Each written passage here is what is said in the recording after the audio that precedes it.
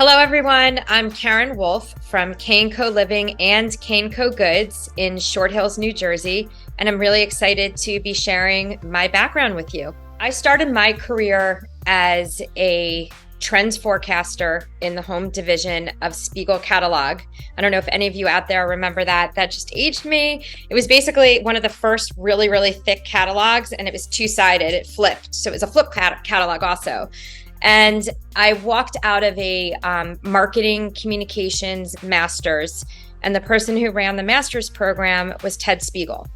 So he ended up placing me in his company because I was one of the very highly creative but marketing driven graduates. And most of the people in my program ended up in straightforward, consumer goods and consultancy positions. So he kind of didn't know what to do with me.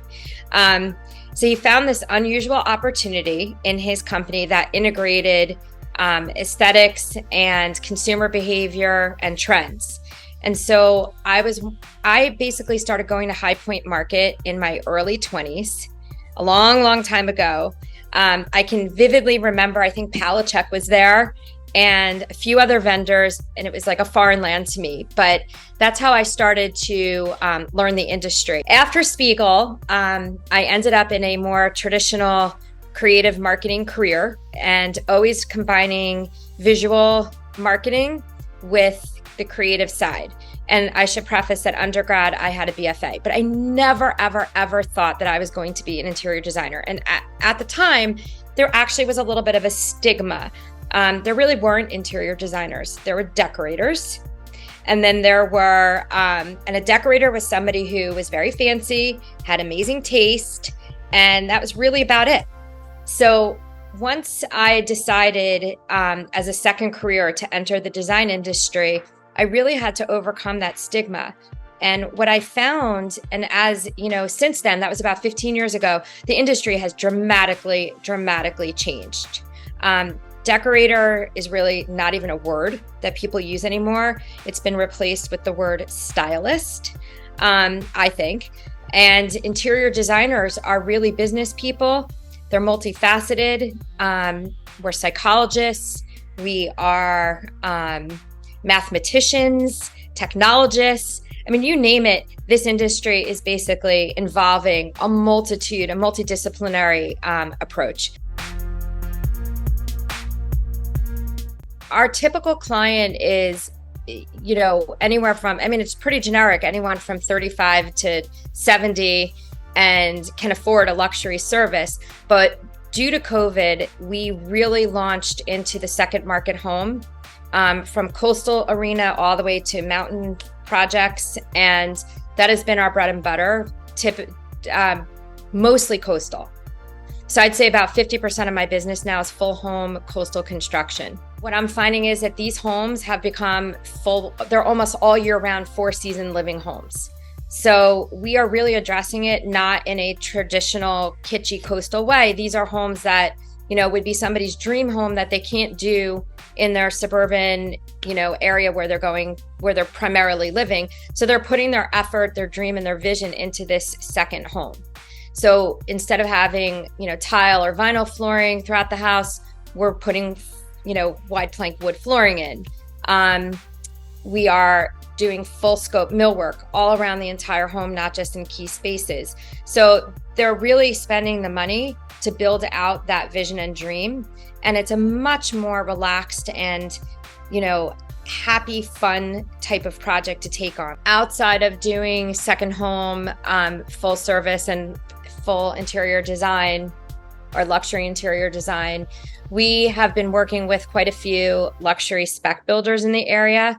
And that has been also a huge growth area for us, even though property is very hard to find right now and the real estate market is tight. The type of projects that we're getting because of that are much higher end. And we are dealing with a spec home as if it's our own client and putting in custom features. And that's been really rewarding and really interesting. It keeps us very abreast of what's happening in the industry, and it keeps us really current and fresh for our client base as well. Product innovation, this is what I saw at High Point Market the last time I was there, is really not existent. I think there's so many manufacturing issues and so many problems with raw material sourcing that, and the lack of interest from the consumer market in spending, a lot of money on furniture, that product innovation outside of big box retailers is really, really difficult to find. So as a designer who has a pretty active business with, we're all constantly searching for new products, new product ideas at affordable / quality price points, we are really struggling. So unless we go custom, which gets high again, we are finding a lack of innovation, a lack of resources in the market. I'm ready to go overseas and start sourcing myself. We do go to Etsy quite a bit, and more international companies have been approaching me, DMing me, and WhatsApping me. And I look to Instagram and I look to my WhatsApp for those product innovations, because there's no way for me to know how to find them unless they're reaching to me. I also think just showing up and being present, like I've been going to High Point Market now. I do other markets as well, but that's my main market. I go twice a year. I've been going for 15 straight years, and having conversations with your vendors and really exploring and learning from them and having discussions, talking to them about what they're bringing in, what they can bring to the table, and how you can partner with them is so important. That's how I'm finding my best resources at this point. Blue is coming back. So both Sherwin-Williams and Benjamin Moore announced their colors of the year for 2024, and they're both blue, Upward and Blue Nova. Upward is Sherwin-Williams, Blue Nova is Benjamin Moore's. I literally think I did 10 jumping jacks. I was so excited because the trend has been trying to bring these warmer tones in, which I'm a fan of. But with that warmer tones, we're seeing earthier and kind of grungier, and it was getting a little bit rusty and brown at market. And that desert palette is still on trend, but thankfully we're going to be seeing, lighter, more pastel-y blues coming back in and lightening up the palette and bringing a sense of levity, I think. So I'm excited about that. As far as trends that I'm a little bit sick of, this whole tambour reading trend is huge right now. And I'm sure that's kind of taken over shiplap. That's the new shiplap. And we're doing it. We can't not do it, but I'm concerned that is really going to date out 2022 to 2025. We're really going to look at that and say, oh my gosh, it's going to be equivalent to barn doors and shiplap. Despite all the coastal homes that I do, I hate going in the ocean and the water. But I still love coastal homes. I don't like not knowing what's at the bottom of my feet in the ocean. I love looking at it. I love smelling the air, I like feeling the breeze, but I do not want to go in the ocean.